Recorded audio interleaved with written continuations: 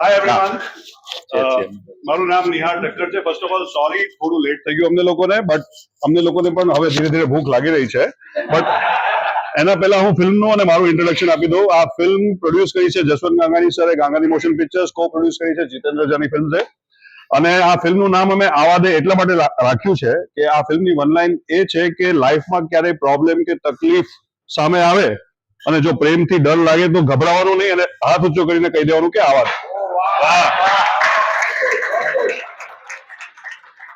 અને હું ચેતનભાઈનું નામ ફરીવાર એટલા માટે લઈશ કારણ કે મારે એક આ ફિલ્મના રાઇટિંગ દરમિયાનનો એક નાનકડો એવો પ્રોસેસ તમને લોકોને કહેવો છે કે સૌથી પહેલા મારા કરતા પણ પહેલા જસવંત ગાંગાણી પછી ચેતનભાઈ મારી સ્ક્રિપ્ટને સમજી ગયા હતા અને એમણે મને 2-4 વાર કહેલું પણ ખરા, બટ હું ફર્સ્ટ ટાઈમ રાઇટર ડાયરેક્ટર છું તો મને એ શું કહી રહ્યા હતા એ સમજાઈ નહોતું રહ્યું.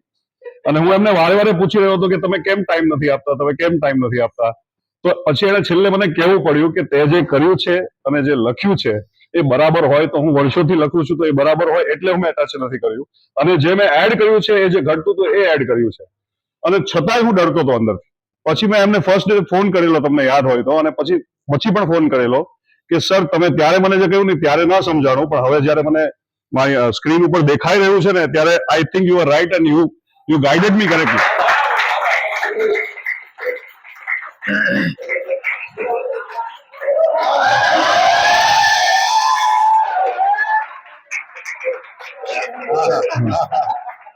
એટલે ઘણી વખત એ સમજવું જરૂરી છે.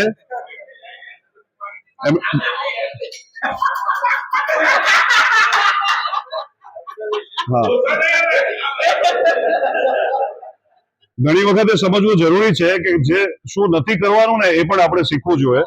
અને I am really thankful to him કારણ કે આમાં શું છે, he is a matured person અને મેચ્યોર્ડ ડિરેક્ટર. કદાચ કોઈ પ્રેશરમાં તો આવે એમ છે નહીં, પણ મેં 5-10 વાર કીધું હોત તો કદાચ મારી સ્ક્રિપ્ટ આગળ પાછળ થઈ હોત. એના બદલે આઈ થેન્ક હિમ કે ન થવા દીધું અને ગાઈડેડ મી વેરી વેલ.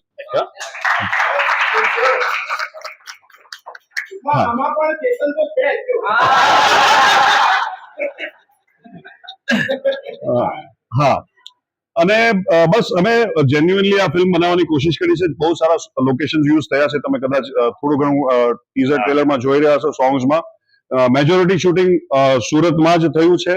પોસ્ટ પ્રોડક્શન અમે લોકોએ મુંબઈમાં કર્યું છે. અને સરની જે ભાવના છે જસવંત ગાંગાણી સરની કે ભાઈ આપણે ફિલ્મ ઓડિયન્સ માટે બનાવીએ છીએ, જે આખું મને ફિલિંગ અહીંયા દેખાઈ રહી છે. આઈ થિંક આપણે બધા પણ એવું જ માનીએ છીએ. એ અમે કરવાની પૂરેપૂરી કોશિશ કરી છે. અને હવે 28 તારીખથી આ ફિલ્મ જનતાને હવાલે છે. અમે અમારું કામ કરી દીધું છે.